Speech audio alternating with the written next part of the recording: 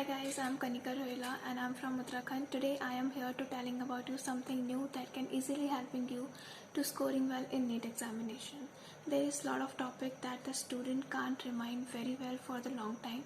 So what they can do, the last option is to make the topic interesting and learn it in a tricky way. So today I gonna be taking two topics from biology. Number one is citric acid cycle and another is carpal boom. So first of all, we talk about what is citric acid cycle. So this cycle was given by the scientist Hans Grab, and acetyl coenzyme A enter in the pathway and repeat this process and form the citric acid. So the question is arises where the acetyl coenzyme is formed from where. So acetyl coenzyme is formed from the pyruvic acid that converted into the acetyl CoA, NADH, hydrogen H negative and CO2 in the presence of pyruvic dehydrogenase. This process is also known as oxidative decarboxylation, and this process required oxygen and conveyed it into the mitochondrial matrix, and a hydrogen atom is removed from the acetyl coenzyme A and transport to the hydrogen electron transport system, and the end product of the citric acid cycle is carbon dioxide and H2O.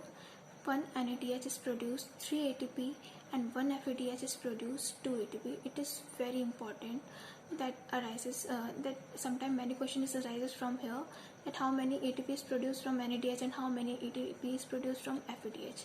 So the trick to remind this Krebs cycle is, can intelligent Callan solve some foreign mafia operation? Can intelligent Callan solve some foreign mafia operation? So there is a simple trick. Can intelligent Callan solve some foreign mafia operation? C means citric acid, I mean isocitric, K for alpha ketoglutaric acid, S for succinyl coenzyme A, S for succinate, and F for fumarate, M for malate, O for oxaloacetic acid. So see here, when acetyl coenzyme enter in this pathway, so citric acid is converted into isocitric acid in the presence of and simply carbon dioxide is removed from here as a byproduct, and NAD positive is converted into NADH. Isocitric acid is converted into alpha ketoglutaric acid in the presence of isodehydrogenase amine2 positive. Alpha ketoglutaric acid is again converted into succinyl coenzyme A, and again CO2 is removed from here and NAD positive is converted into NADH. Succinyl coenzyme A is converted into succinate and ADP is converted into ATP. Succinate is converted into fumarate in the presence of succinate dehydrogenase, and FAD is converted into FADH2.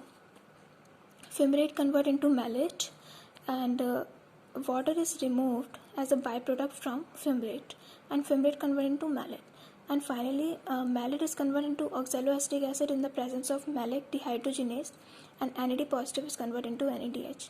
And again, oxaloacetic acid is converted into citric acid in the presence of acetyl coenzyme A. When the acetyl coenzyme A enter here and this converted into citric acid and citrate synthesis is formed, this process is repeat again and again, and citric acid is formed. That is known as Krebs cycle and also known as tricarboxylic acid or citric acid cycle. This trick is really important to scoring well in the NEET examination.